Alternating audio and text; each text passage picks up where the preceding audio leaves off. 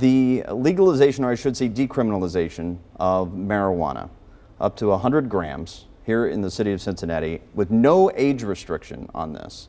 Other communities have passed ordinances to do something similar. They have age restrictions. What is your take when you start seeing cities and communities in Ohio making these decisions on something that is still, by federal standards, is an illegal product in the state of Ohio? Well, look, these laws are symbolic. They're not going to create any new cause of action. If you're a cop and you've got the state law and you've got the city law, and the city law doesn't do anything, you're not even going to write it at all. You're just going to walk away from it.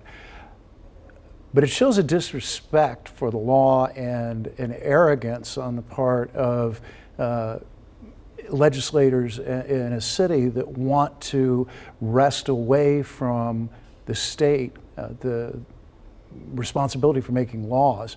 Home rule does not allow you to change a state law, and that's what Cincinnati did here. I'm not a fan. And let me tell you one other thing that is widely misunderstood, because we hear these horror stories about people, doing years in jail for getting caught with a joint. In Ohio, since the 1980s, Ohio was a leader in decriminalization. Less than 100 grams under state law is not an arrestable offense. Now, since most of your viewers probably don't talk about grams or know how much a gram of marijuana is, we're talking about 3.5 ounces, and it's enough weed to stay high for a whole month. And you can't get arrested for that under state law. It's a maximum of $150 fine. So it's kind of a red herring here, to be truthful with you. So what would you say then to other communities who might be thinking of the same thing, or is this just political play? This is political theater. They're pandering. So their basis of telling people that we're going to open up the jails to free the space, the overpopulation of jails, and as a result of this, you don't buy into that? I don't. If you've got more than 100 grams of marijuana, you still are only guilty of possessing what's going to almost certainly be a non-jailable offense. Mm-hmm. We don't have people in jail in Ohio for possessing a little bit of marijuana for personal use. It just doesn't happen. Can you make a comparison, though, to the state of Ohio legalizing medical marijuana to these decisions being made in cities like Cincinnati? Well, look, I've had 2 close friends die of pancreatic cancer. They found relief in illegal marijuana prior to the legalization. I think a tightly controlled medicinal marijuana is a completely different question than opening up recreational marijuana. Look, we're starting to see some scientists and doctors are raising questions about whether there may be a link between heavy marijuana use and the development of schizophrenia. Science isn't conclusive on it, but I think we're wise to take an incremental approach in Ohio and not just throw open the doors. You actually mentioned the home rule, and the city of Cincinnati says that the state is actually violating its home rule rights by not allowing it to pass gun legislation.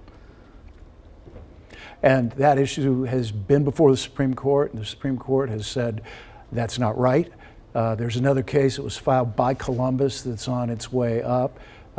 This is a preemption. I don't believe the state of Ohio has violated any home rule rights here, and my office is going to vigorously defend the state law, which is what we're required to do. Let's switch over to the new abortion law that's on the books. It bans women from having an abortion after a fetal heartbeat is detected. And you had said sometimes the evolution of the law requires bold steps. In the last 46 years, the practice of medicine has changed, science has changed, even the point of viability has changed, only the law has lagged behind. What about those who say this is unconstitutional to pass these types of laws? And we've seen it in other states. So we will see when and if one of the state statutes gets to the Supreme Court. The statement that you just read, what I was referring to is the notion of viability has changed over time. It's a subjective standard. Nobody knows precisely when a fetus is viable and when it's not. And I don't think that that's the best framework for a constitutional determination. So the heartbeat is an objective standard. It's there or it's not. And it is a bright line. The question has always been, since Roe versus Wade, when does the state's interest in protecting potential life arise? And the Roe court and later the Casey court said that's viability. As sloppy and a moving of a standard as that is, the heartbeat bill offers a much stronger and unmovable constitutional standard.